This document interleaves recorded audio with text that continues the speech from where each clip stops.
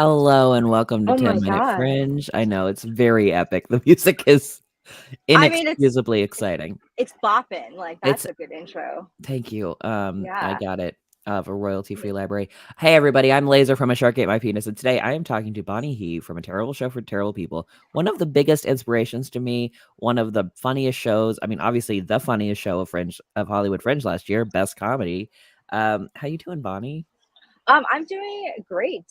Still vacillating between moments of like, oh, we've done as much work as we possibly can. We're just gonna eventually just get there and enjoy ourselves. To like, there's still so many loose ends. You know how it goes. Absolutely. So for the people who don't know, please tell us about A Terrible Show for Terrible People. Yes, of course. So, Terrible Show for Terrible People is a physical comedy with only 2 words, and it is appropriate for perverts, feminists, and your mom alike, which are not mutually exclusive. Uh, Absolutely. it's like Mr. Bean if it was like an Asian lady. It's such a good show. It's so like clown has always been terrifying to me because I didn't know what to expect. So yours was the first clown show I went to, and I was like, "Oh, this is great!" Like there's a lot of you know, that the comedy comes from the discomfort and stuff, but it's also like beautiful and really wonderful Aww. and feminist, like you're saying, and also really weird. So there you go. At the core of it, clowning is actually just supposed to be like intensely stupid. I Yeah. think like I really so I got into clowning maybe like it's been pandemic time. I've lost like in 2014. God, what? Jesus, is that a decade? Ugh. Yeah. Um, but I liked it so much because I started off with improv. And improv, especially at like Youth the Beats, all about the game and stuff very heady. And then clowning was just about like embracing the inner stupid, which Mhm. is so beautiful and freeing in a way. Yeah. Uh, so I really, really got into it, and that's why, like, when I watch clowning versus like maybe some other comedies, I literally like there's a laughter that comes from like deep within you that you can't control because it'll just be like that was so stupid. I don't know why I'm laughing, as opposed right as opposed to something like oh that was very clever. Like I'm laughing because I appreciate the intelligence that went into that statement. Yeah. None of that. It's just sheer stupidity, and I love it. I haven't asked you much about your show. I'm curious about, like you say, it's a physical comedy with only 2 words. What made you want to do a show that has only 2 words? What made you want to put together these pieces? Because they're very cool. Oh, thank you very much. I think it just developed with the way that we were workshopping them. Like in LA, most people, as you know, are puppets. I mean, students of Shadiani, Yeah. and he would offer just a lot of workshops to introduce a lot of people who wouldn't otherwise have the opportunity to go into clowning, Mhm. and some of the basic like things we would do was just like he would just play a song and we would just like come up with something. And I think I just had like enough of those where they were like really working, and so I would like put them around town. When I had 3 solid pieces, I was like, oh, I can make a show of this. And because every piece I had made so far was wordless, I was like, let me continue the trend to build a full show out of this. Um, but also, I think it's also like maybe it was subconscious, but growing up, like my parents were immigrants, and so my dad's favorite shows, which were also my favorite shows, were like I Love Lucy and Laurel and Hardy, and those aren't necessarily like wordless, but there's so much like physical comedy involved. I feel like there's no Mhm. language barrier, and so like I'm really proud of making a show that you don't have to understand like any particular language because it's Yeah. universal. So I'm very excited Absolutely. about that. If you like pickles, if you like birth, it's a lot. It's a lot of show. It's a There's lot. it's a cyclical story. I can talk, Yeah. but I don't need to because I only say 2 words in my show. Yeah. And it's the beautiful arc from death to rebirth because it's a beautiful clown show. Beautiful is the word, And terrible. Um and terrible. Which we love. Tell me about what you have coming up because you have a few different things going on, which we Yeah. love. So, as everyone knows, you are going to Edinburgh, and I am going to Edinburgh. So, I'm very actually super excited that we're going to be there together. I'm super excited, but all Me the too. Hollywood Fringe people that are going. So, I'll be at Underbelly Cowboy Gate every day at 11:10 p.m. So I look at a lot of drunks, but lady drunks and non-binary drunks. Basically, even sober people are allowed. Everyone's allowed. It's gonna be such a good show for that time slot. It's so brilliant. I hope so. Yeah.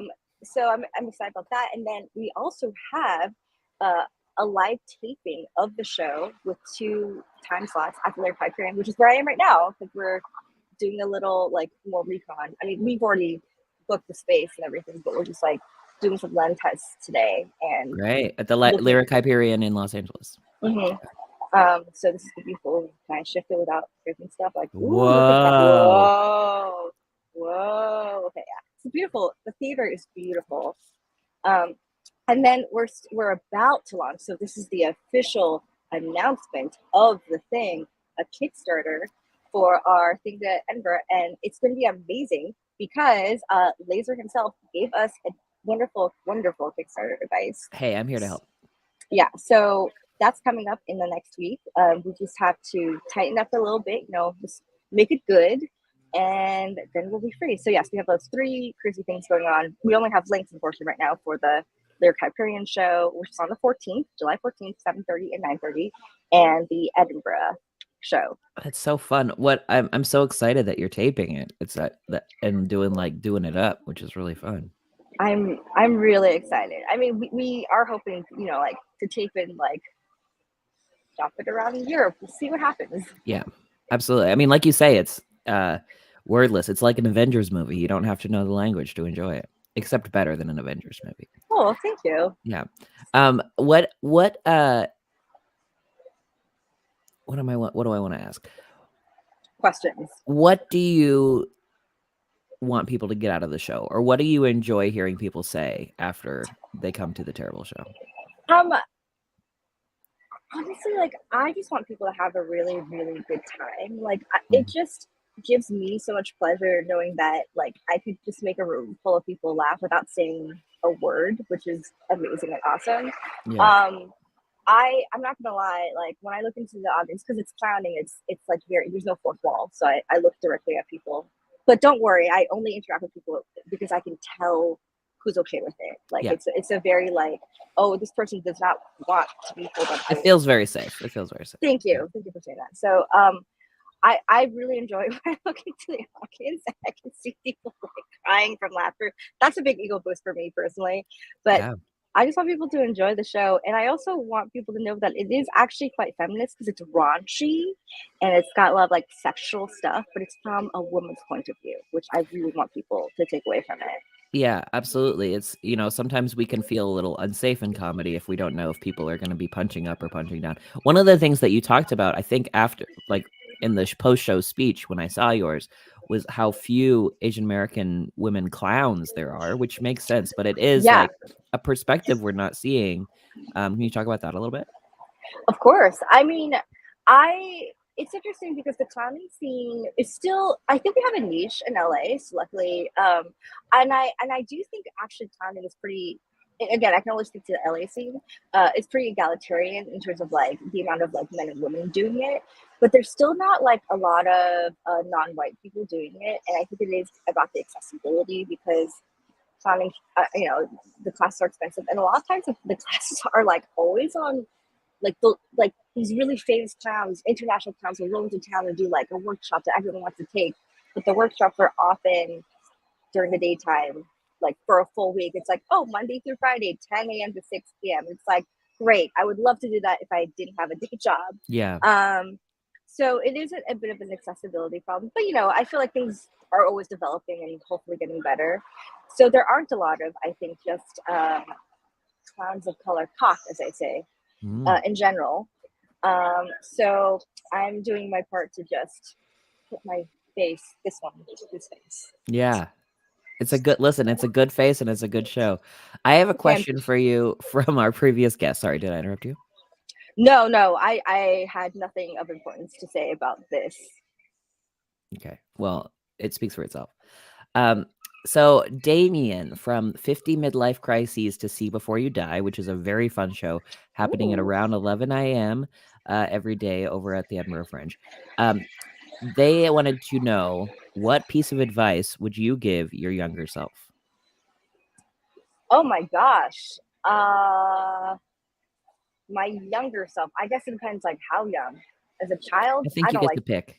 I don't like children, so I probably wouldn't talk to me like, you know, Love that. my young self. I guess like